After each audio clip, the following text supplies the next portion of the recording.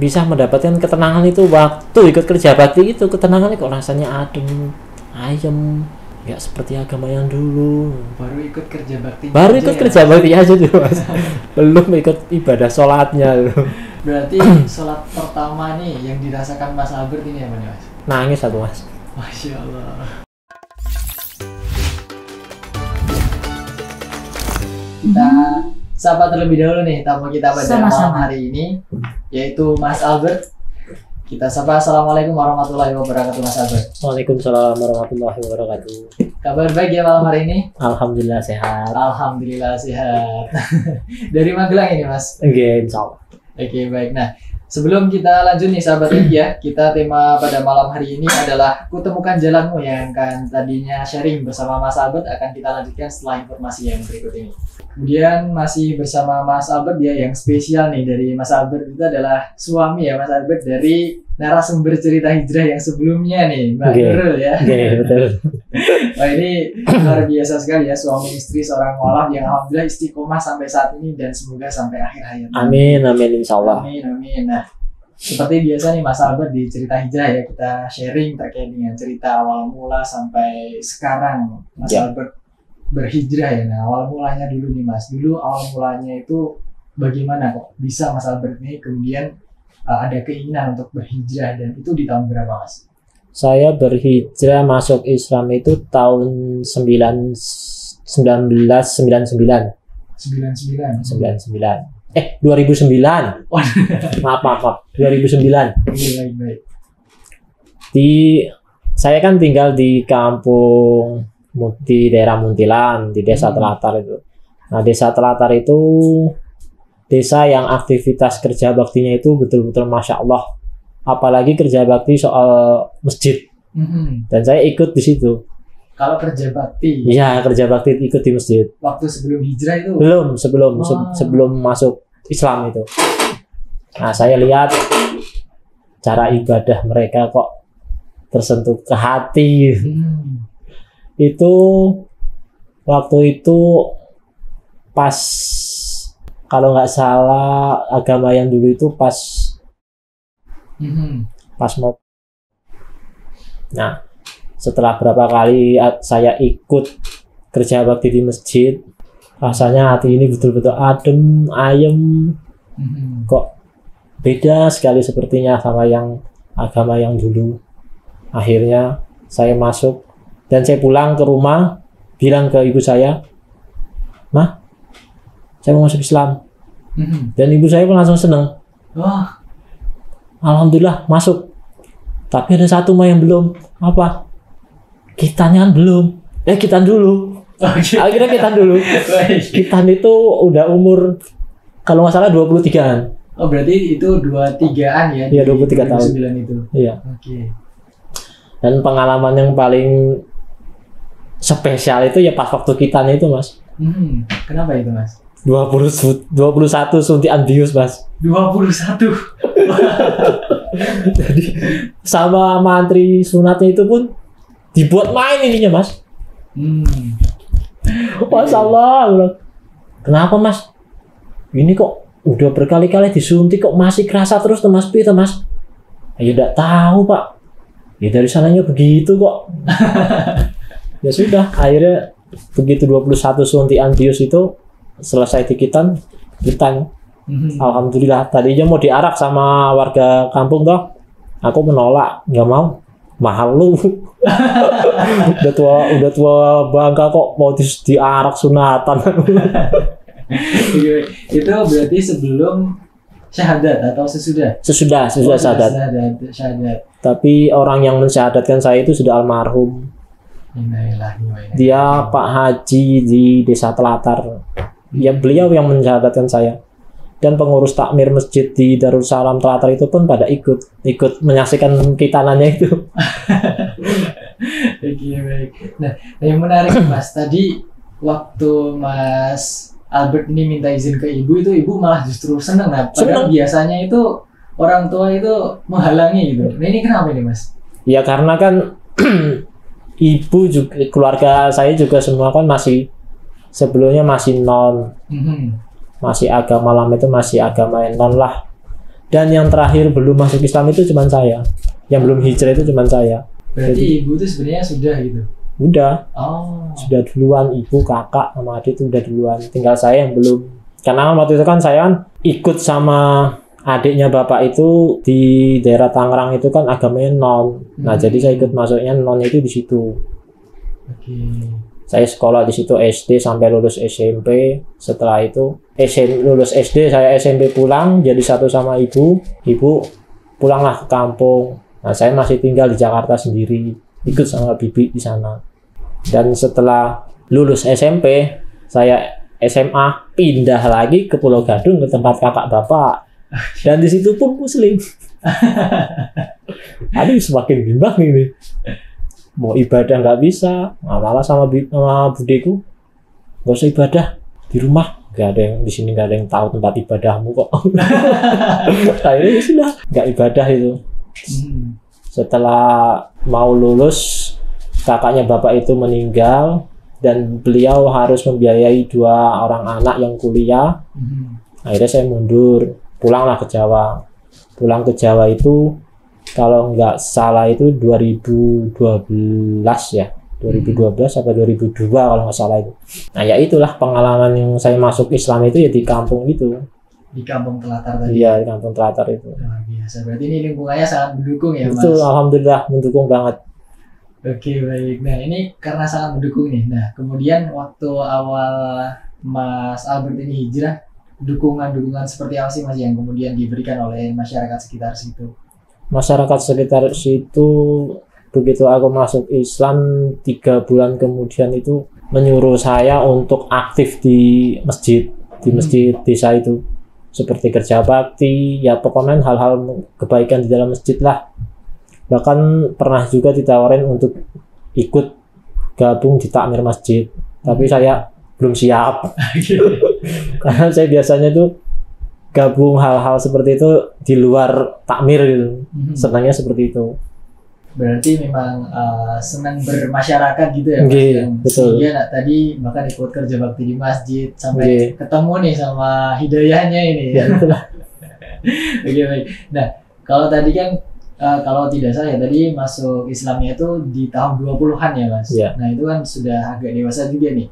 Nah, itu proses belajar agamanya gimana? Mulai dari sholat, kemudian wudhunya gimana? Nah, itu prosesnya gimana, Mas, kalau dari Mas Albert? Waktu wudhu itu kan pertama setelah syahadat itu kan diajarin wudhu dulu sama almarhum Pak Haji Tamtama itu. Diajarin setelah syahadat terus diajarin wudhu, diajarin baca niat sholatnya dan cara sholatnya.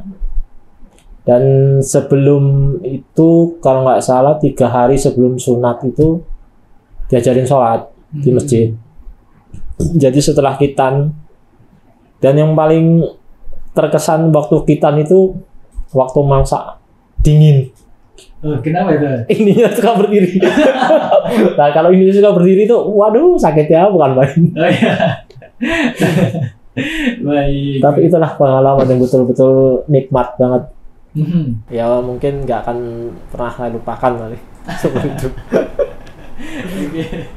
Baru masuk Islam sudah diberikan kejutan.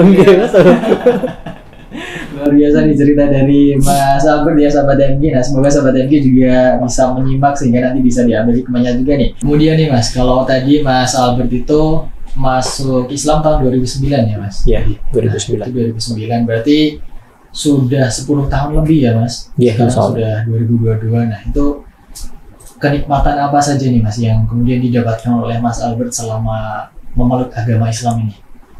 Kenikmatannya macam-macam Mas. Saya cerita yang pahit dulu ya. Okay. Boleh kan? Boleh, silakan Mas. Cerita yang pahit itu waktu pertama saya masuk Islam itu kalau nggak salah saya dapat pengalamannya sekitar setengah tahun kemudian. Karena penampilan saya mungkin dibilang yang aneh-aneh itulah, ya berjenggot, ya atau cingkrang lah, ya inilah. Bahkan warga sekitar itu bilang, kowe iki melu aliran apa toh? Aku kira melu aliran apa-apa. Aku ki ming siji, ming Islam. Islam kuwi orang mengajarkan aliran apa-apa. Islam ya Islam. Itu pernah Mas, saya sama istri itu dapat ujian seperti itu waktu masuk Islam ini. Bahkan istri pun pernah dibilang ikut aliran Gavatar lah, ikut aliran inilah itulah. Ya mungkin karena penampilan saya berjenggot terus katanya cingkrang begini. Ya itulah, itu yang jeleknya. Dan yang baiknya itu saya banyak mendapatkan saudara-saudara yang di luar saudara kandung ya. Dari dimanapun saya jalan atau pergi itu pasti ketemu saudara-saudara muslim yang betul-betul insya Allah surganya jannah lah. Seperti Mas ini juga beberapa kali ikut jadi satu. terakhir sama Mas ini waktu di Desa Tumut itu ikut kegiatan di sana. Ya banyak belajar juga lah, seperti kepada sesepuh-sesepuhnya MCI itu juga Masya Allah, untuk bisa benar-benar belajar menjadi ikhlas itu memang berat, tapi memang harus dijalani. Masya Allah, itu luar biasa sekali ya pesan dari Mas Albert ini, ikhlas berat tapi harus tetap dijalani. Masya Allah. Nah, kemudian nih Mas, kalau kita kembali lagi ya ke cerita Mas Albert yang sebelumnya nih, yang terkait tadi setengah tahun setelah memeluk Islam, kemudian ada ujian dari warga, berarti itu warga sekitar rumah atau? Ya warga sekitar kampung, karena kan alirannya di sana kan benderanya lain, warna benderanya. Jadi lah tahu sendiri aja lah kan. Nah jadi berpikirannya mereka kan udah haranya udah yang jelek. Dan aku bilang berkali-kali, aku dari pertama masuk Islam nggak pernah berubah. Islam ya Islam. Cuman penampilanku seperti ini itu bukan karena aku masuk aliran apa kayak atau apa kayak, enggak. Satu Islam ya Islam. Itu. Itu ujian datangnya dari warga masyarakat sekitar ya.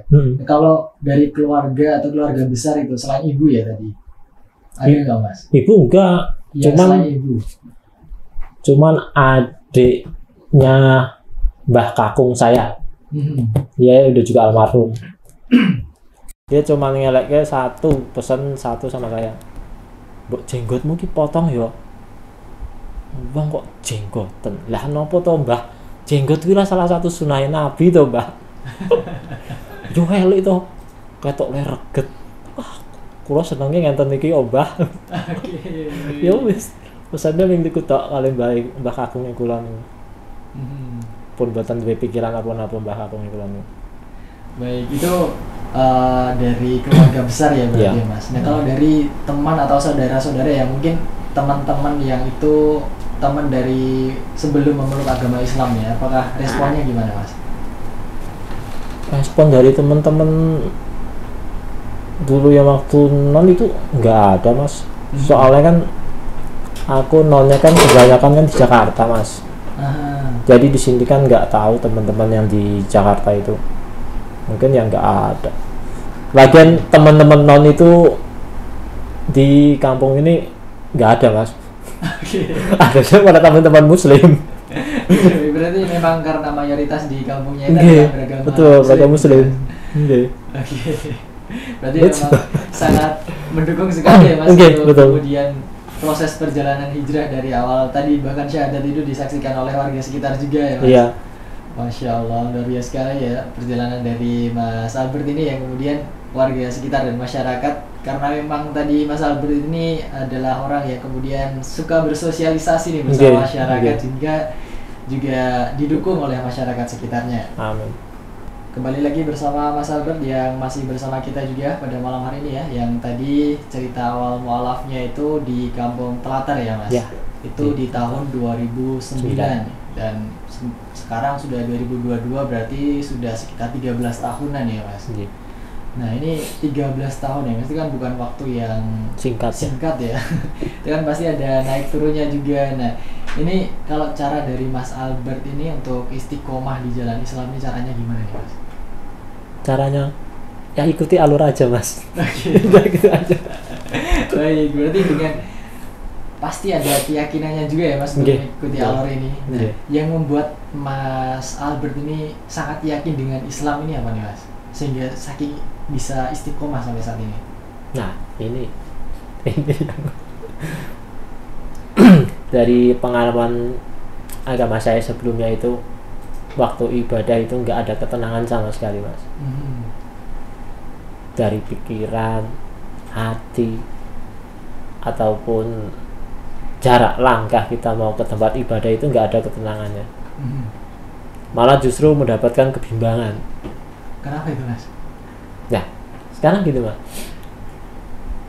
Saya mau ibadah ke tempat agama saya dulu. Cara berpakaian mereka itu berbeda. Gitu.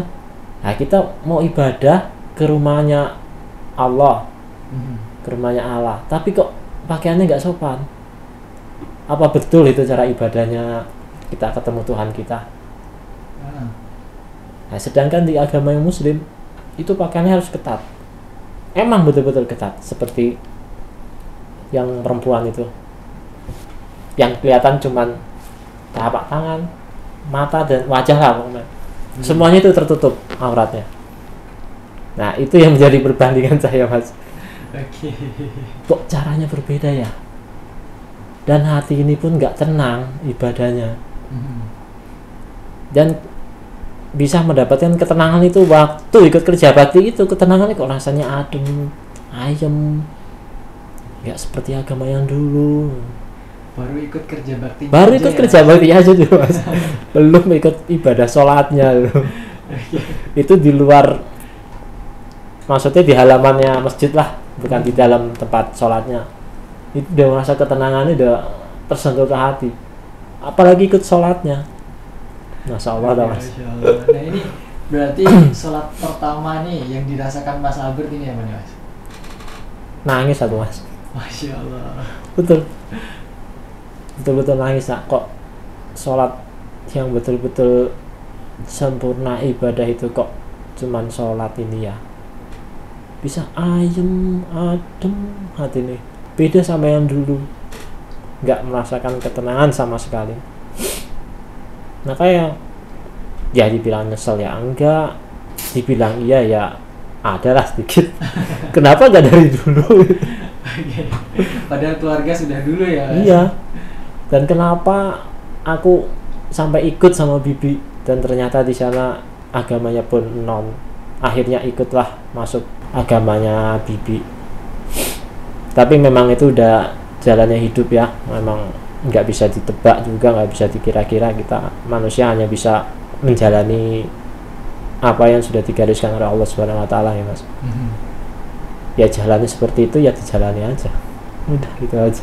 Luar biasa ya, dengan keyakinan karena mendapatkan ketenangan tadi ya, dari awal, bahkan hanya dari kerja bakti saja sudah bisa mendapatkan merasakan ketenangannya nih, dan bahkan sholat pertamanya sampai menangis ya Mas Albert. Luar biasa sekali nih. Dan sampai sekarang dengan keyakinan itu Mas Albert meyakini kita jalani saja gitu ya. Masya Allah. Nah itu kan, itu cerita pribadi ya Mas Albert. Nah ini kemudian nih Mas, 13 tahun menjadi mu'alaf dan alhamdulillah juga menikahi seorang mu'alaf juga ya Mas. Nah ini kalau perjalanan selama berkeluarga nih sama-sama mu'alaf itu kan pasti juga ada naik turunnya juga. Nah kira-kira caranya nih gimana Mas untuk mempertahankan itu? Banyak Mas, banyak banget. Dan yang menjadi ceritanya banyak itu satu, faktor ekonomi. Itu yang paling berat. Saya nikah sama istri dan kenal sama istri pun itu masalah sebetulnya lucu ya kalau diceritain. Saya waktu itu masih kerja bikin batako di desa saya itu, dan istri saya itu lewat, dan dia itu satu kerjaan sama kakak ipar saya, kakak ipar istrinya kakak saya. Lewat, terus saya godain, cewek. Nah, dia kok langsung apa Mas? Loh, kok ini ngerespon? Ya, dari situ kenalan. Oh, ternyata kamu masih non toh? Iya Mas, saya masih non. Kamu mau nggak nikah sama aku?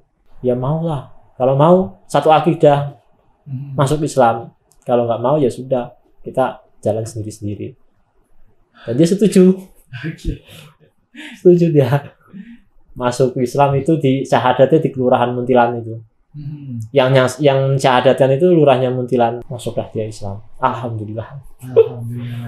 Dan dia tinggal juga di lingkungannya itu yang mayoritas mayoritasnya yang non muslim. Nah, belajar sedikit demi sedikit. Dan yang paling ujian, yang paling berat sebetulnya istriku, Mas. Dari pertama masuk Islam itu perubahannya langsung kerudungnya dowo. Ayo itu dapat cerita gak patar itu dari istri. Berarti memang perjalanan keluarganya juga naik turun juga ya, Mas? Okay. Iya, Mas, betul. Ya, kok istri setiap pulang ngaji itu, ya, aku pula tak mau makan di Roke. Wih, gak fatar, nanti gak fatar, nanti ngaji. Cerita gitu, ya aku tuh kono ke, wah itu raman digagas, ngomong kantor, oh tidak digagas. Biasa ini berarti ada tugas juga nih untuk mendampingi istri ya, Mas, berarti di sini. Dan selama mendampingi istri nih, Mas, hal apa yang menurut Mas Albert nih selama berhijrah dan kemudian beristri ini, hal apa yang kemudian paling nikmat di keluarga Mas Albert? Paling nikmatnya itu kalau istri bisa mengendalikan emosi dan egoisnya, Mas. Itu paling nikmat. Tapi kalau belum bisa, aduh. Ya adanya cuman ya biasalah kalau dalam keluarga itu ribut-ribut kecil itu biasa kan, Mas ya. Kalau dia udah keluar emosinya sama egonya ya sudah. Akhirnya adu mulut. Dia udah kelihatan sumpah. Ya aku diemin, udah diem, nggak mau ngomong apa-apa lagi, udah gitu aja. Nah, ketika seperti itu, Mas, ini ada Islam masuk nggak, Mas, ketika di dalam cara komunikasi dalam keluarga? Ini kan berarti keluarga Muslim ya, Okay. Muslimah. Nah, ini Islam sangat berperan nggak, Mas, dalam kemudian menjaga keharmonisan keluarga juga? Ya ada sih, Mas. Aku sering bilang toh, kamu itu sering banget daripada saya sering dia yang ikut kajian. Kalau saya kan aktivitasnya kerja harian itu kan full dari pagi sampai sore. Kalau dia kan hitungannya pagi sampai sore sebelum jualan itu kan slow. Waktunya longgar itu lebih banyak. Kamu itu paling banyak ikut kajian ke sana sini, tapi kok ilmu untuk mengendalikan emosi hatimu itu kok belum nyantel sama sekali. Apa toh sebetulnya yang kamu dapat dari kajian itu? Kalau sampai sekarang egomu itu masih aja tetap seperti itu. Itu yang aku bilang. Jadi jawabannya, gitulah. Akhirnya ya sudah, aku diam. Kalau dilanjutin terus bisa besar, Mas. Oke, baik. Berarti di sini tetap ada peran agama Islam ya, Mas, dalam menjaga keluarga di sini, keluarga mu'alaf ya, Mas, dari Mas Albert dan juga Mbak Nurul. Biasa sahabat MK, semoga keluarga sahabat MK juga diberikan keharmonisan ya oleh Allah Subhanahu wa taala. Amin. Kemudian nih, Mas, kalau tadi salah satu ceritanya itu kalau Mas Albert masuk Islam kemudian tadi bertemu Mbak Nurul ya, Mas. Itu kan berarti Islam di Mas Albert ini bahkan bisa menyeluruh ya. Tadi ada dari awal kemudian bermasyarakat juga, kemudian berkeluarga. Nah, ini kan ada istilah Islam rahmatan lil alamin, rahmatan untuk semesta alam. Nah, kalau dari Mas Albert sendiri memaknai Islam rahmatan lil alamin itu sendiri bagaimana, Mas Albert? Gimana ya? Kalau dijelasin memang susah banget sih, Mas. Yang jelas mendapatkan rahmatillah alamin itu memang betul-betul dahsyat. Dahsyatnya itu aku mendapatkan istri yang tadinya agamanya sama seperti saya dan bisa ikut berhijrah bareng-bareng bersama saya, itu betul-betul nikmat. Betul-betul nikmat. Karena kita sama-sama proses belajar betul-betul mengenal Islam yang tadinya kita belum tahu, jadi kepingin tahu. Dan Islam itu semakin dipelajari itu semakin bodoh. Kita merasa semakin bodoh. Betul. Coba kita memperdalam terus Islam.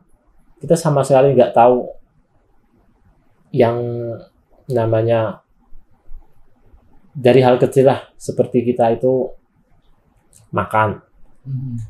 Makan itu kan kita tidak tahu barang itu halal apa haram. Iya. Nah, semakin kita belajar Islam, wah berarti kita benar-benar goblok ya. Selama ini nggak tahu makanan yang halal, yang haram, yang mana. Kita tinggal makan plok. Gitu loh. Makanya aku cuman berkali-kali bilang sama istri, kamu yang lebih banyak kajian, teruslah dalamin ilmu Islam itu. Dan yang paling utama itu masalah ego yang belum bisa dikendalikan oleh istri, Mas. Egoisnya masih besar. Oke, baik. Berarti memang ini ada saling belajar juga ya, Mas. Betul. Di sini bahkan sering ikut kajian juga, bergabung di MCI. Nah, cerita awal masuk atau bergabung sama MCI itu gimana, Mas? Kalau dari Mas Albert? Waktu pertama gabung di MCI itu, saya gabungnya itu tahun 2000 berapa ya? Kalau nggak salah 2017-2018. Dan itu Ustaz yang ngajak, yang emang awalnya kan terbentuknya suatu wadah mualaf itu pertamanya itu kan dari PMM, Pak Guyuban Mualaf Magelang. Itu di bawah naungan dari MCI Regional Magelang. Dan itu juga kenal sama Ustadz dari situ, sering ikut kegiatan. Dan usia PMM itu pun nggak lama. Setelah bubar dari PMM, aku ikut masuk ke MCI Regional Magelang bersama Ustadz dan Ustadz. Dan disitulah aku banyak belajar dari beliau. Masya Allah, pengen jadi seperti mereka tapi belum bisa. Masya Allah. Karena keikhlasannya mereka itulah yang betul-betul kayak susah untuk diungkapkan. Luar biasa. Semoga Allah mengaminkan ya, Mas. Amin. Semoga bisa mengikuti jejak Ustadz dari Mas Albert. Amin. Masya Allah. Kemudian nih Mas, yang terakhir karena sudah jam 8 juga ini. Nah, ini pesan apa dari Mas Albert untuk pendengar MK FM dan sahabat MK yang sedang mendengarkan pada malam hari ini? Pesannya apa ya, Mas ya? Ya, untuk saudara-saudara yang mualaf, khususnya yang mualaf yang berada di seluruh Indonesia ataupun dimanapun, jangan pernah takut dan jangan pernah malu atas pilihan agama kita yang sekarang. Teruslah kita jalani walaupun banyak gunjingan atau banyak omongan dari orang di sekitar kita atau dimanapun. Terus pelajari Islam. Jangan pernah jauh dari Islam. Karena agama yang sebetul-betulnya itu, yang sempurna itu adalah agama Islam. Kan di luar agama Islam. Karena itu memang sudah terbukti sendiri. Dan di agama sebelumnya itu pun bingung. Kita beribadah itu sama siapa? Tapi Islam jelas Islam. Jadi pesan saya untuk saudara mualaf itu yaitu jangan pernah takut untuk belajar mengenal Islam, walaupun kita diomong jelek sama orang lain atau tetangga atau saudara, teruslah belajar. Dan dimanapun itu juga sudah ada wadahnya sekarang ini kan, khusus untuk para mualaf belajar Islam, belajar mengaji atau belajar atau apapun itu sudah ada. Datangilah tempat-tempat itu untuk lebih banyak mengenal Islam. Itu aja, Mas. Masya Allah, terus belajar ya berarti Mas, agar kita juga semakin mengenal nih kita beribadah kepada siapa dan kita mencari kebenaran yang sebenar-benarnya gitu ya. Amin. Luar biasa ya sahabat MG, pesan dari Mas Albert, dan semoga kita yang bahkan sudah Islam sejak lahir semoga juga diberikan hikmah nih pada malam hari dan juga diistiqomahkan juga sampai akhir. Amin. Terima kasih Mas Albert atas sharingnya pada malam hari ini dan semoga bermanfaat untuk sahabat MG. Terima kasih dan semoga tetap sehat selalu Mas Albert dan juga keluarga. Insya Allah. Terima kasih. Ya. Semoga bisa bergabung lagi nanti di program-program MKFM yang lainnya. Insya Allah Mas. Insya Allah. Assalamualaikum warahmatullahi wabarakatuh Mas Albert. Waalaikumsalam warahmatullahi wabarakatuh.